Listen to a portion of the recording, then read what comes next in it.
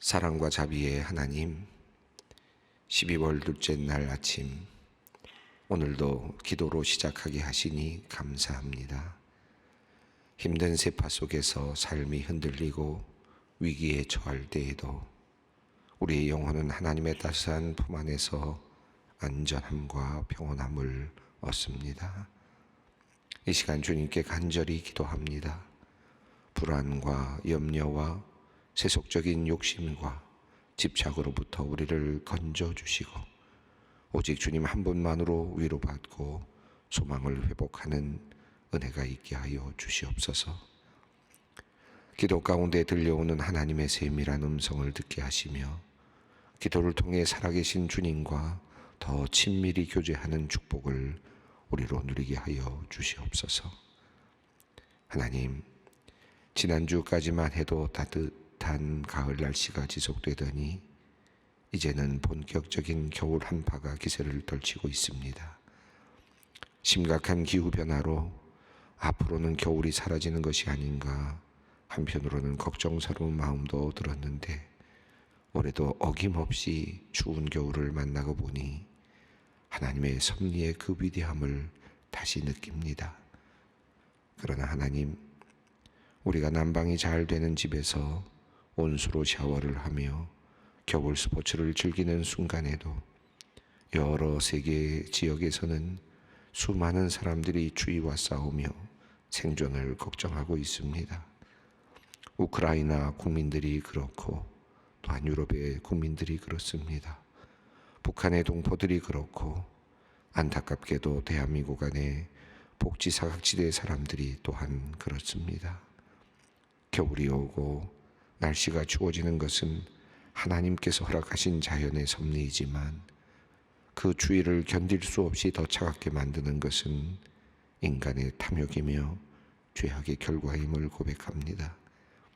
따스하신 성령님, 이 시간 추위에 떨고 있는 사람들에게 찾아와 주시옵소서. 주님의 사랑의 그 온기로 얼어붙은 그들의 몸과 마음을 따스하게 녹여 주시옵소서. 추운 겨울을 잘 이겨낼 수 있도록 힘을 주시고 도움의 손길들을 보내어 주시옵소서. 대림절을 보내고 있는 세계의 교회들과 그리스도인들이 지구촌 이웃들의 아픔에 공감하며 예수님의 사랑을 전하는 일에 모두 하나가 되게 하여 주시옵소서. 거룩하신 하나님, 우리나라 대한민국을 위해 간절히 기도합니다. 뉴스를 보면 마음이 무거워지는 소식들로 가득합니다. 나라마다 자국의 이익만을 추구하며 대립하느라 세계는 신냉전 체제로 재편되고 있습니다. 세계 경제 침체의 골은 갈수록 더욱 깊어지고 길어지고 있습니다. 또한 북한은 핵 개발과 미사일로 도발을 멈추지 않고 있는데 우리나라는 서로 분열하고 대립하며 힘을 낭비하느라 미래를 향한 발걸음을 내딛지 못하고 있는 형편입니다. 요즘 월드컵 경기에서 최선을 다해 뛰는 대한민국 선수들을 응원하면서 하나된 대한민국, 발전하는 대한민국, 세계 속의 대한민국을 느낍니다. 대한민국을 하나님의 평화로 덮어주시고 화해와 정직의 영을 내려주시옵소서. 여당과 야당이 국민을 위해 협력하며 진정성 있는 정치를 하도록 도와주시고 노사가 역지사지의 정신으로 서로 대화하며 나라의 발전에 힘을 쏟게 하여 주시옵소서. 교회도 교파를 초월하여 예수 그리스도의 정신으로 하나가 되게 하시며 우리의 가정에도 남편과 아내, 부모와 자녀, 형제자매 사이에 서로 존중하고 배려하는 문화가 자리 잡게 하여 주시옵소서.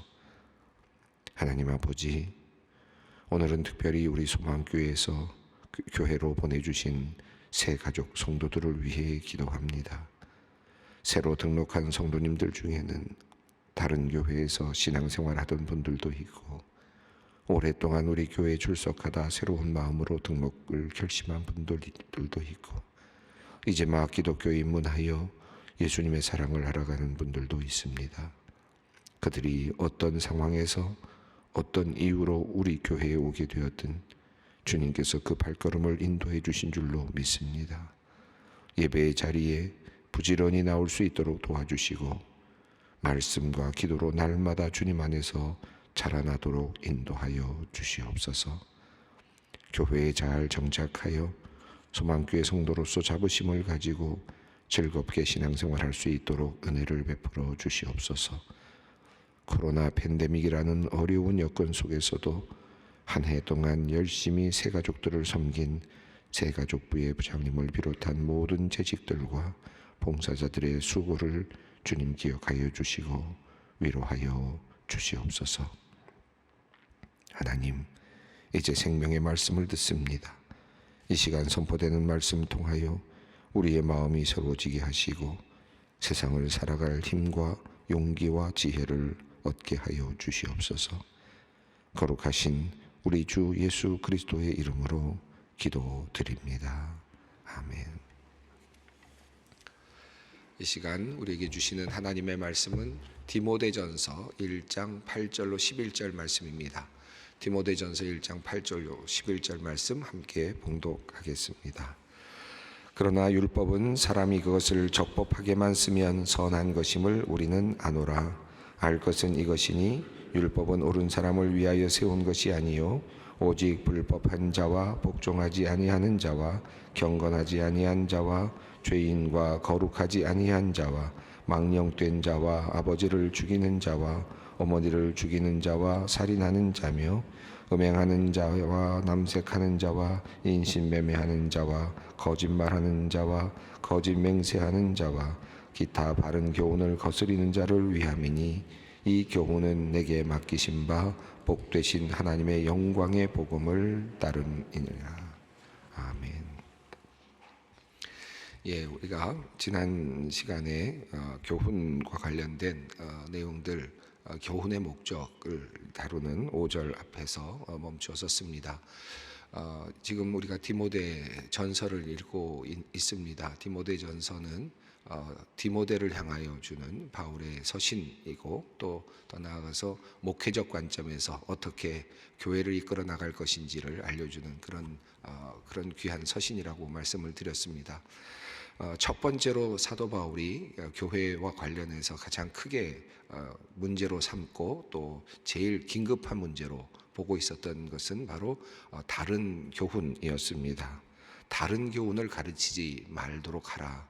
교회 안에서 다른 교훈이 일어날 수 있는데 그것들을 가르치지 못하도록 해야 한다라고 하는 말씀을 했습니다. 이것이 3절에 있는 말씀이었죠.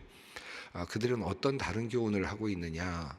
전체적으로 본다면 오늘 본문 속에서 나타나는 것은 이제 율법과 관련되어 있는 것이라고 할 수 있겠습니다. 우리가 유추해 볼 수 있겠는데 그것을 조금 장황하지만 표현하기를 4절에서 신하와 끝없는 족보에 몰두하지 말게 하라 라고 하는 그런 말씀을 했습니다. 온갖 헛되고 미신적인 그런 여러 가지 어떤 사변들, 신화라든지 또는 끝없는 족보, 여러 가지 성경과 관련된 이야기들, 율법과 관련된 이야기들, 이런 것들. 옛날에 그 유대인들 사이에서는 많은 그런 하나님께서 천지를 창조하시기 전에 어떻게 하셨는가에 대한 전승들도 많이 있었다고 하고 또 다양한 모세와 관련된 또는 엘리야와 관련된 많은 또 그런 선지자들과 관련된 야사라 그러겠죠. 다양한 이야기들도 많이 있었고 또 그 사람들과 관련된 성경에 나오지 않은 다양한 사람들의 이야기도 많이 있었다고 하죠. 이 다양한 것들, 그러니까 성경이 이제 기독교를 통해서 이제 기독교인들이 막 생성되고 활기차게 믿음으로 성장을 하게 되는데 그 믿음으로 막 성장하게 되는 것은 예수 그리스도의 복음을 통해서 시작이 된 것이 아니겠습니까? 예수 그리스도께서 우리를 위해서 죽으시고 우리를 위해서 부활하셨다. 이것이 우리의 증거가 되는 것이고 우리의 믿음이 되는 것이죠. 여기서부터 출발한, 그러니까 기독교의 출발은 아주 단순했습니다. 기독교는 예수 그리스도를 믿는 종교였고, 예수 그리스도를 통해서 죽음을 넘어서는 희망을 발견하는 것이었고, 예수 그리스도를 통해서 이 땅에 하나님께서 약속하셨던 율법과 하나님의 모든 말씀이 예견하셨던 바로 그 모든 구원의 역사가 이루어지는, 예수 그리스도를 통해서 이루어지는 그 경험을 하는 것이 기독교의 출발이었습니다. 그러니까 기독교는 아주 단순하고 명료한 출발점을 갖고 있고 분명했다, 기독교의 신앙은. 자, 그런데 기독교 신앙이 이렇게 명료하고 예수 믿는 신앙, 예수 구원이라고 하는 아주 출발점에서 시작이 됐는데, 이렇게 시작이 된 기독교가 많은 사람들이, 기독교인들이 많이 늘어나고 교회가 성장하고 시작하면서 사람들이, 어떤 사람들이 생겨났느냐 하면 자기가 옛날부터 알고 있었던 율법, 자기가 옛날부터 알고 있었던 기독교적인 전승들, 족보들, 다양한 것들, 잡다한 것들, 사실은 불필요한 것들이죠. 이런 불필요한 것들을 가져다 두고 그것을 가지고 또 기독교를 다시 해석하려고 하는 그런 일들이 일어나게 된 것이죠. 대표적인 것들이 성경에 바울이 계속해서 싸워야 했던 것들 중에 하나가 바로 할례 문제와 같은 것이었고, 대표적으로 제일 큰 문제는 이번 본문에도 계속 이어지는, 디모데서에서도 이어지는 것은 바로 율법과 관련된 내용이었습니다.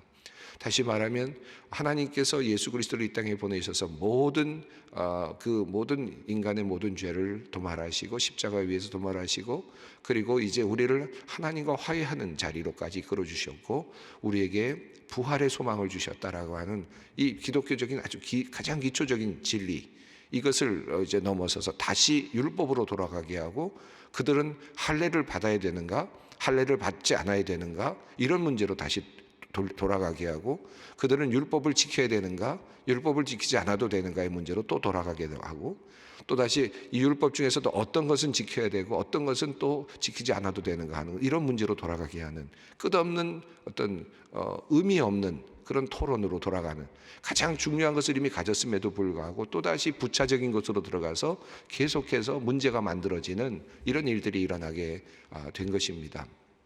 우리가 신앙생활을 하면서도 그런 일들이 참 많죠.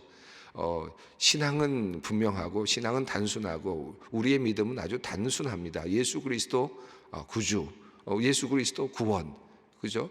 예수를 믿고 우리가 하나님의 나라를 대망하게 되었고, 죽음을 넘어서는 소망을 얻게 되었고, 예수 소망, 이게 우리의 그 믿음의 근거 아닙니까? 단순하죠. 그런데 사실 또 교회 와서 교회 생활하다 보면 뭐 이것도 해야 되고 저것도 해야 되고, 이런 건 이렇게 지켜야 되고 저건 저렇게 해야 되고, 이런 것들이 많습니다. 사실은 인간적인 것이고 그것은 부차적인 것이어서 얼마든지 바뀔 수 있는 것이죠.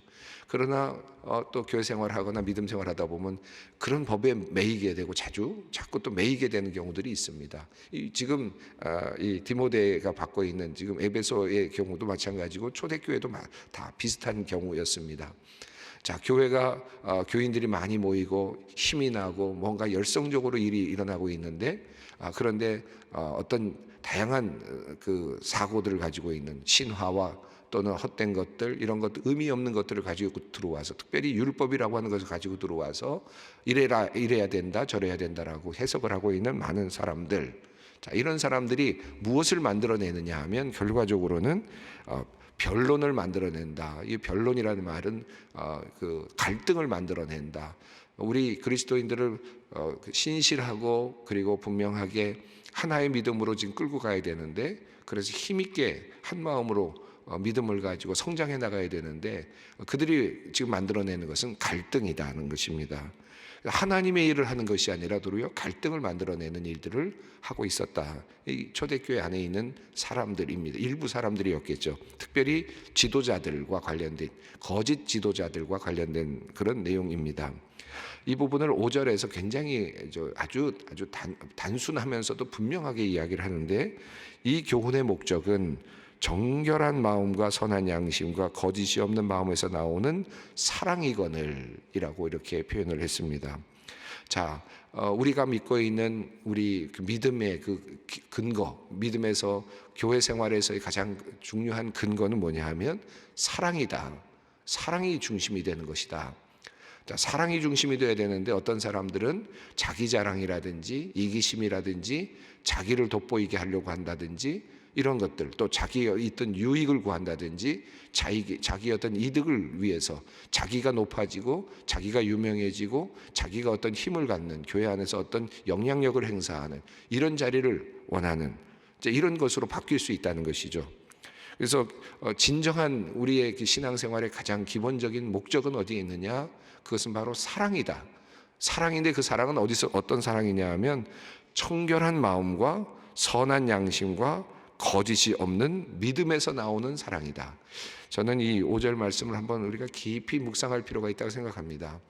우리가 교회 생활을 하면서 내가 어떤 사역을 할 때나 어떤 직분을 맡을 때나 어떤 마음으로 할 것인가, 어떤 태도로 내가 직분을 맡아서 교회 일을 감당할 것인가 할 때 우리가 첫 번째로 가장 먼저 생각하는 나의 일이 지금 분란을 만들어내고 있는가를 먼저 점검할 필요가 있습니다. 내가 지금 하고 있는 사역이, 교회에서의 사역이나 직분으로서의 사역이 과연 결과적으로 분란을 만들어내고 있고 갈등을 부추기고 있는가 라고 하는 문제를 좀 짚어볼 필요가 있습니다. 이거 제일 중요한 문제입니다. 왜 그러면 갈등이 생기고 왜 분란이 일어나는가? 그것은 내가 일을 하는 그 사역에 있어서, 목회적으로 또는 교회에서 일을 하는 직분자로서 사역을 할 때 내가 좀 정결하지 않은 마음, 청결한 마음이라는 것은 청결한 마음이라고 하는 것은 혼탁한 마음과는 좀 분리가 되는 다른 의미가 아니겠습니까? 청결하는 깨끗한 마음으로 해야 되는데 그 안에 뭔가 혼탁한 것들이 들어있는 거죠. 내가 높아지고 싶은 것이라든가 자기 어떤 유익이라든가 또는 자기 사업과 연계가 된다든가 또는 여러 가지들, 여러 문제들이 같이 겹쳐 있습니다. 자, 그래서 정치적인 문제도 있을 거고 경제적인 문제도 있을 수 있습니다. 그런데 이런 혼탁한 마음으로 교회를 섬기는 것, 혼탁한 마음으로 지금 주님을 섬기는 것, 그 직분을 맡는 것, 이것은 옳은 것이 아니라는 것이죠. 지금 혼탁한 마음으로 지금 그 뭔가를 하고 있는 사람들이 있고, 또 선한 양심이라고 되어 있는데 이건 악한 양심하고도 반대의 개념이 되겠습니다. 우리가 선한 양심으로 뭔가를 해야 되는데 교회를 하면서도 거짓말을 해도 된다고 생각하거나 또는 교회를 하면서 사람들을 선동하는 것도 좋은 것이라고 생각하거나 자기 나름대로는 악한 방식들이 있는데, 우리 인간에게 갖고 있는 악한 행동의 양식들이 있는데 그런 행동의 양식들이나 그런 악한 마음을 가지고 교회 일을 하거나 또는 직분을 맡고 일하는 사람들이 또 있을 수 있다는 것입니다. 자, 그래서 정결한 마음, 내 안에 정말 하나님을 향한 진정한 순수한 마음이 있는가, 믿음의 순수함이 있는가, 아니면 내가 지금 일하고 있는 것들이 정말 혼탁한 마음으로 이것저것 이것도 갖고 싶고 저것도 갖고 싶고 유명해지고 싶고 또 주목받고 싶고 이런 생각들을 하게 되면은 교회 일을 할 때 사실은 큰 문제를 일으키게 되고 또 분란을 만들 수밖에 없습니다. 또 교회를 하면서 선한 방식으로 무슨 일이든지 바르게 가야 된다라고 생각을 해야 되는데 내가 거짓말을 해도 되고, 교회를 하면서도 또는 악한 생각으로 또는 다른 헛된 것들을 집어넣거나 하는 것도 잘못된 것이죠. 또 거짓이 없는 믿음입니다. 과연 정말 내가 하나님을 믿고 있는가? 내가 지금 이걸 하나님을 믿으면서 하고 있는 일인가? 아니면 내가 하나님을 믿지 않는 것인가? 때로는 우리가 교회 일을 하면서 볼 때 하나님을 과연 믿는다면 저런 일을 할 수 있을까? 그런 것을 느낄 때가 있지 않습니까? 그러니까 우리가 하나님을 믿는다라고 하는 그런 것으로부터 시작이 됐는데 살다 보면 하나님을 믿지 않는 경우가 있어요.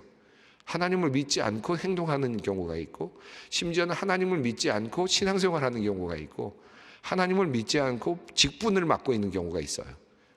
우리가 참 안타까운 경우죠. 처음에는 하나님을 믿고 시작했는데, 믿기 위해서 시작했고 믿음으로 시작했는데 직분을 맡다 보니까 직분을 이루는 것이 도리어 목표가 되고, 직분을 이루지 못하면 직분을 맡은 것을 내가 이루는 것, 어떤 일을 하는 것만이 하나의 목표가 되고, 그 일을 이루는 방법도 악한 방법이 될 때가 있고, 때로는 일을 이루기만 하면 된다고 생각하는데 내가 스스로 하는 일, 하나님의 일이 아니라 하나님과 함께 하는 일이 아닌 그런 경우들이 종종 일어납니다.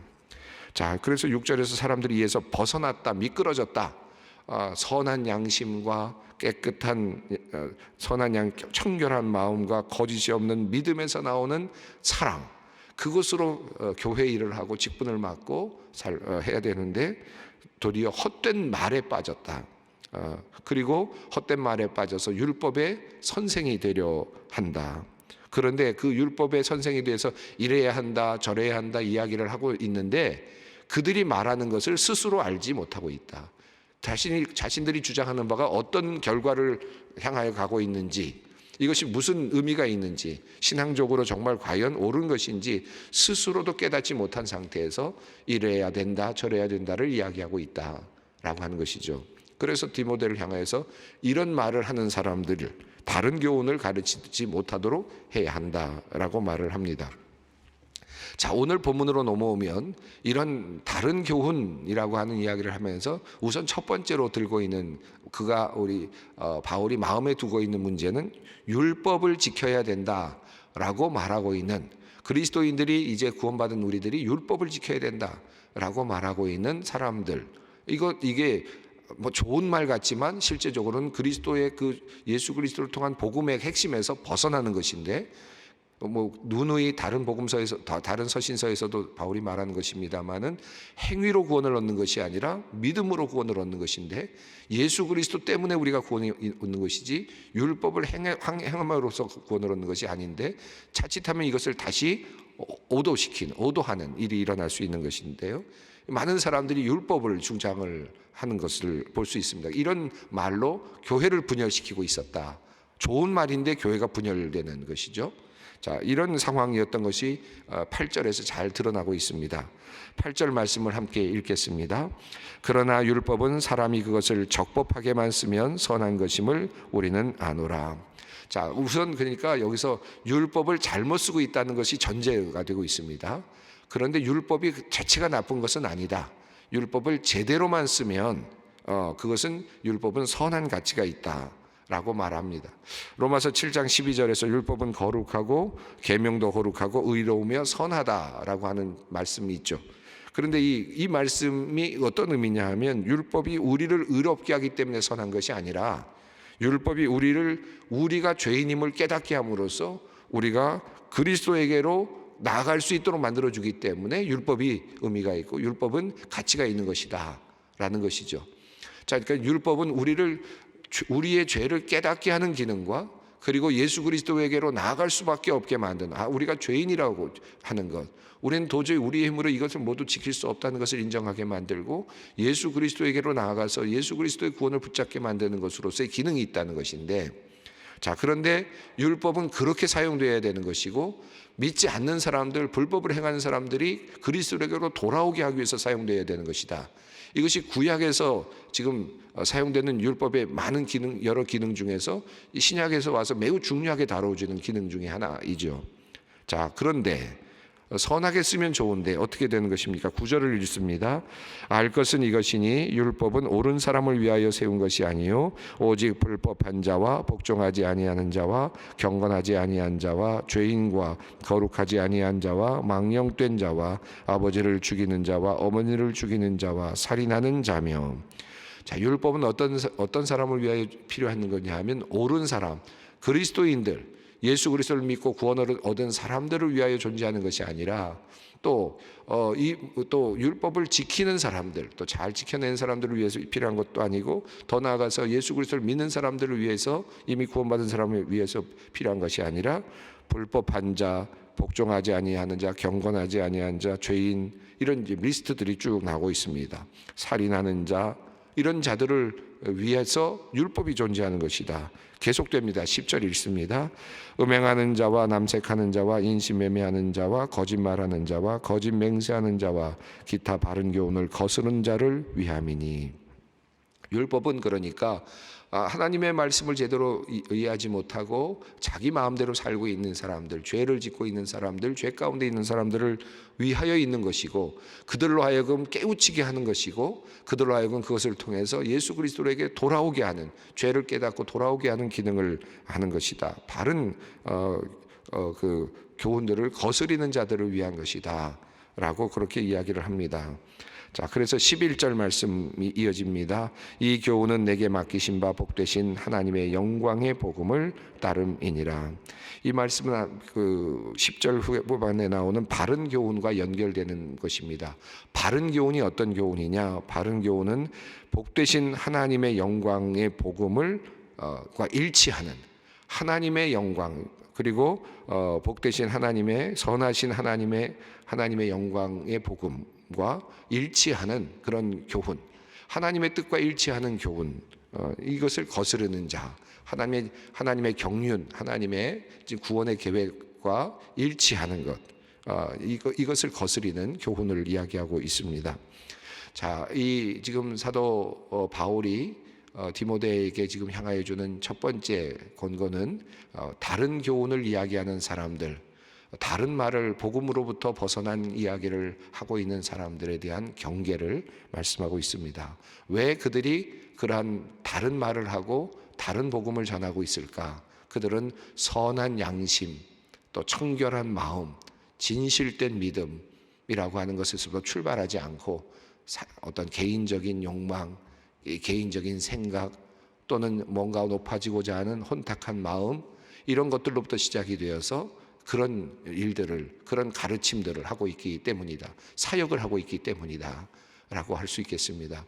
여기서는 가르치는 것과 율법이라고 하는 것으로 한정돼서 지금 이야기를 하고 있지만, 우리가 목회적으로 우리에게 적용을 해본다면 이런 말씀으로 오늘 이해하고 우리를 한번 돌아볼 수 있었으면 좋겠습니다.